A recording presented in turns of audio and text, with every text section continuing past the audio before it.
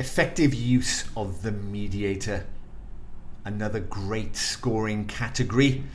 Well, effective use of the mediator usually means sending them out to make cups of tea and order pizzas.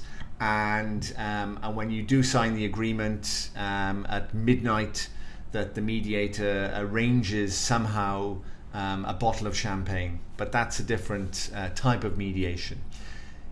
Effective use of a mediator in a mediation competition is pretty simple, really. And I'm going to give you a few suggestions on how you could use the mediator to enhance the process and, crucially, give us judges an opportunity to score you up on these behaviors. So using the mediator, when would you use the mediator? Well, I'd certainly be using the mediator if I was stuck. I might say something like, Mr. or Mrs. Mediator, I'm not quite sure where we go next. Could you give us some process ideas, some suggestions on where we could go, how we could move this forward, how we could get beyond this, or what should we focus on in the meantime as we're trying to resolve this? So you're looking for process guidance, process suggestions from the mediator. I typically wouldn't ask the mediator, can you summarize for me, please? Because the mediator should be doing that anyway, and a good, effective mediator will be doing that. But you should also be making your own notes and observations, and of course, summarizing yourself. Another way of using the mediator effectively is by calling a caucus.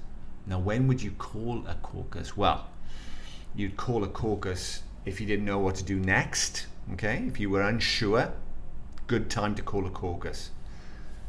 If you are not sure about how or when or whether to disclose confidential information, that's another good opportunity to call the mediator into a caucus and get their assistance in how, when, and any other suggestions about sharing that or making that disclosure.